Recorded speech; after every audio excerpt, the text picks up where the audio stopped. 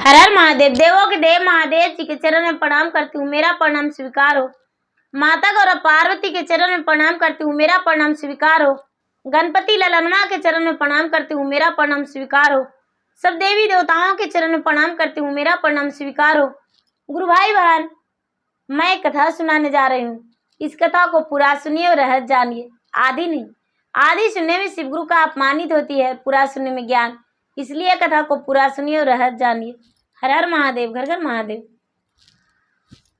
गुरु भाई बहन, दो दोस्त थे, एक माली का लड़का और एक राजा का लड़का। दोनों में बहुत गहरी मित्रता था।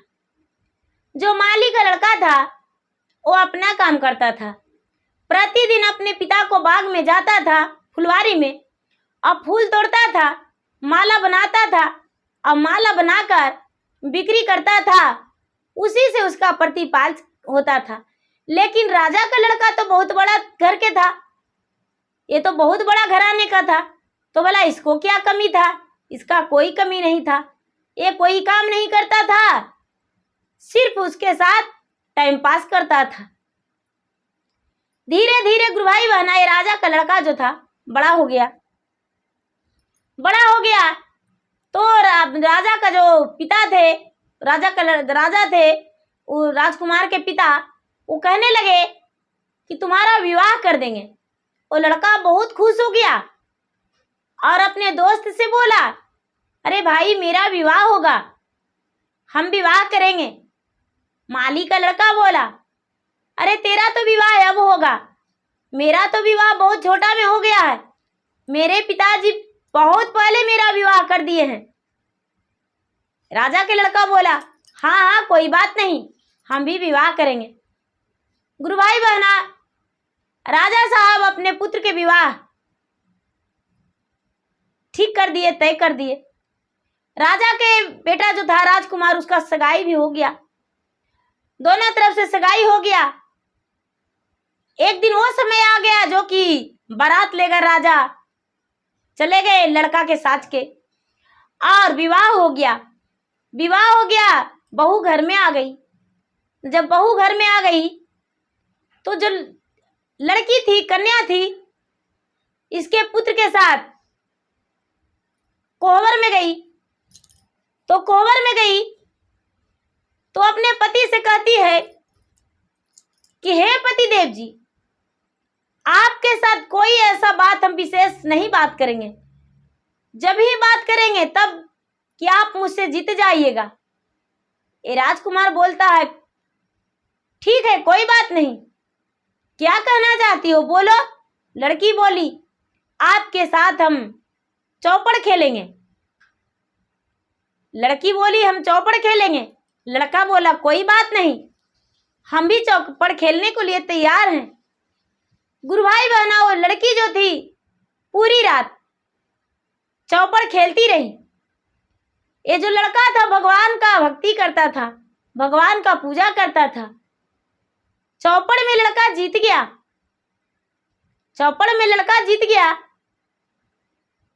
सुबह होने वाला था, प्रातःकाल होने वाला था। लड़का बोला, अब तो तू मेरे इशारे पर नाचेगी, मेरे बात मानेगी। लड़की बोली, 7 दिन लगातार खेलेंगे चौपड़, यदि 7वां दिन तक हम हार जाएंगे तो आपका बात मानेंगे, नहीं तो एक दिन भी हम जीत गए तो आपको छोड़कर हम चले जाएंगे। लड़का मंजूर कर लिया। सवेरा हुआ गुरु भाई बहन, माली का लड़का पूछा, दोस्त बताओ अपनी बात, तू तो रानी के साथ, राजकुमारी के साथ सुहागरात में गया था। लड़का बोला, अरे भाई, मैं क्या बताऊं, मेरा जो पत्नी है रात भर चौपड़ खेली, चौपड़ में हम आज जीत गए, वो हार गई। 7 दिन लगातार बोली है कि चौपड़ खेलेंगे। लड़का बोला, अरे दोस्त, 7 दिन तो बहुत ज्यादा दिन हो गया, 4 दिन होते ही तुम्हारी पत्नी जो है वो अपना मायके चली जाएगी। राजकुमार बोला, तो मैं क्या करूं? लड़का बोलता है, इसमें कोई राज होगा जो कि तुम्हारी पत्नी जो है है तो बोलती है, ये माली का लड़का जो था, माली के लड़का के पास एक तोता था। माली का लड़का बोला, हम अपना तोता से बात करके और तुम्हें बताएंगे। माली का लड़का अपना तोता के पास आया।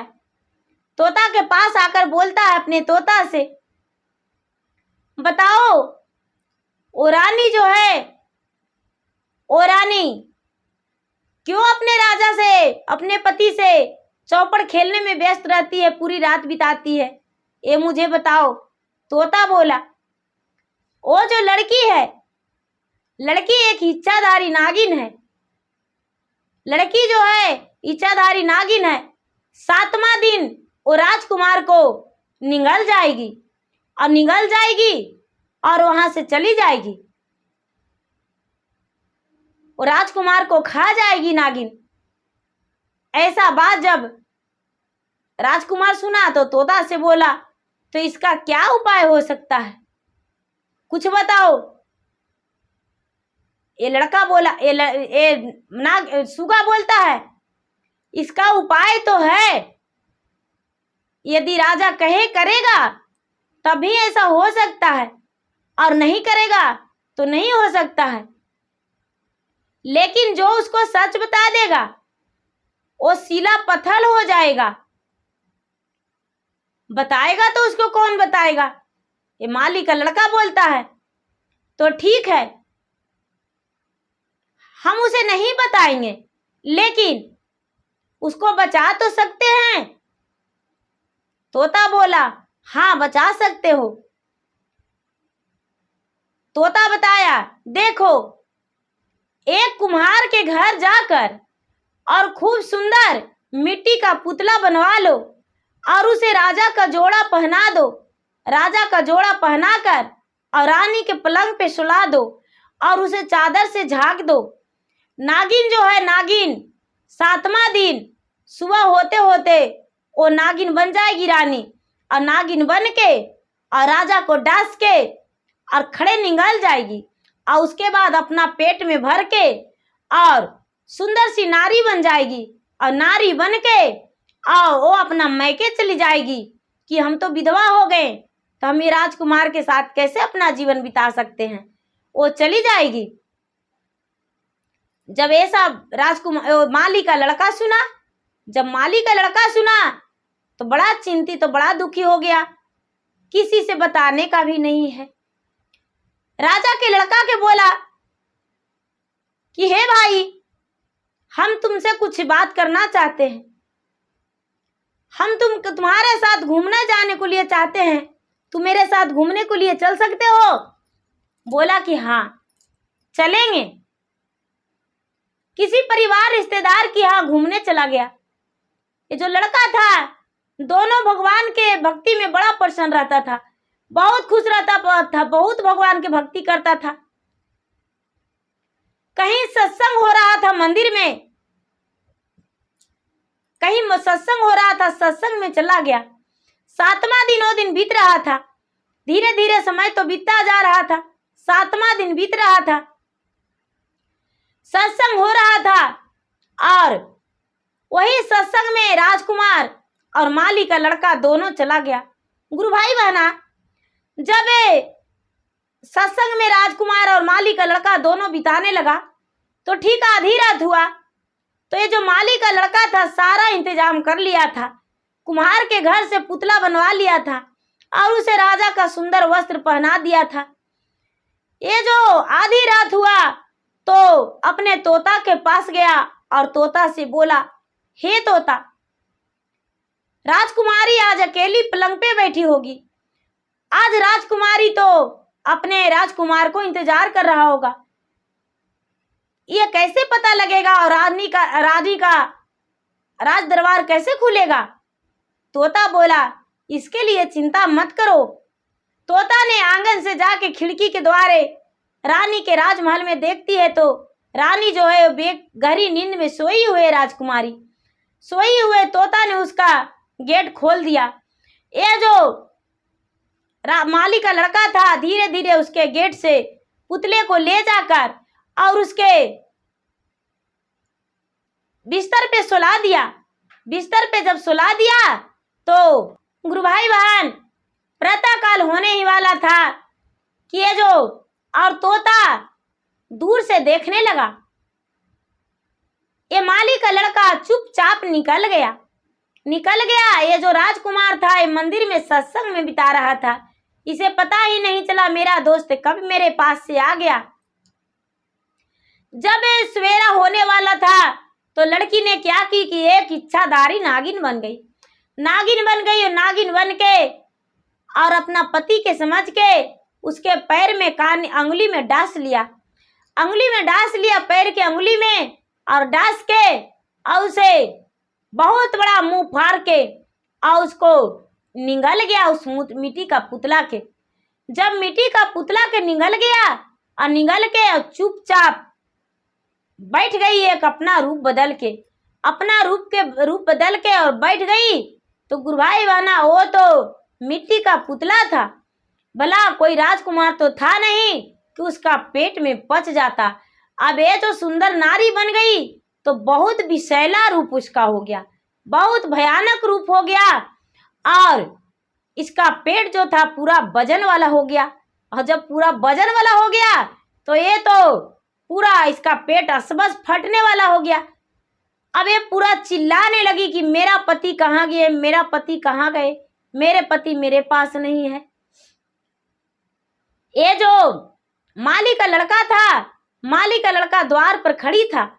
जब रोने का आवाज सुना तो राजा के पास जाकर बोला, राजा साहब आपकी जो बहू है वो घर में चिल्ला चिल्ला के चीख चीख के रो रही है, क्या हुआ है?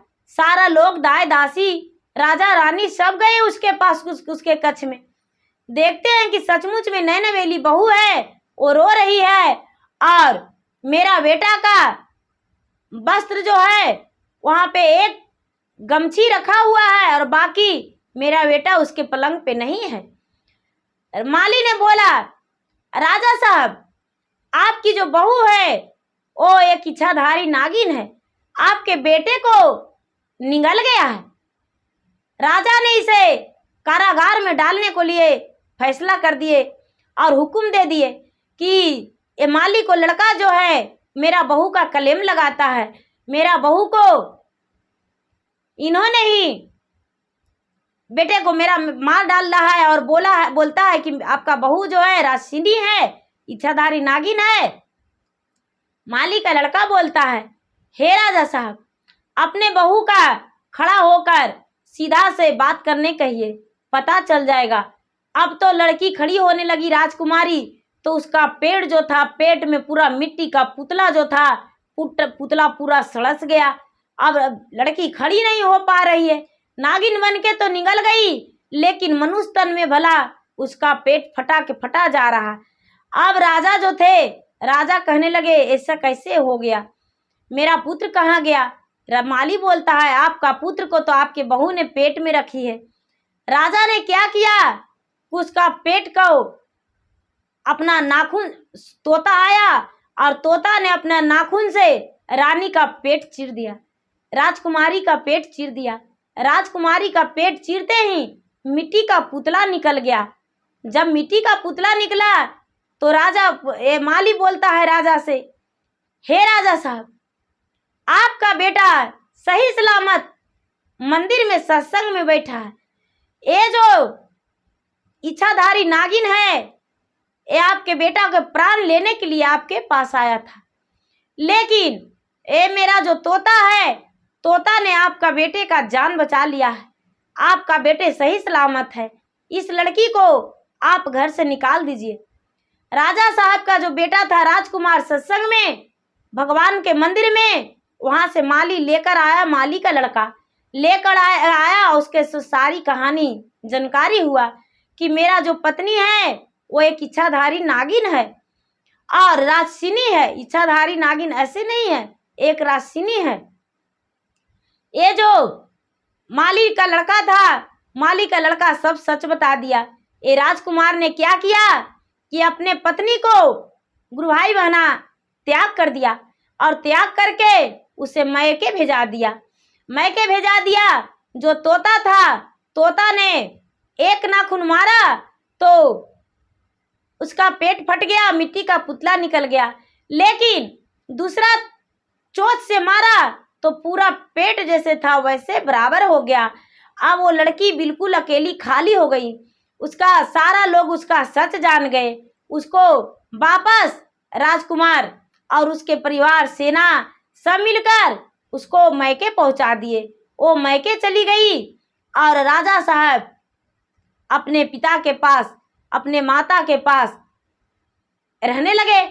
अब कुछ दिन बीत गया तो कहने लगे कि तो एक विवाह किए तो मेरा बेटा एक राजसीने से किया, क्या मेरा बेटा ऐसा ही रहेगा?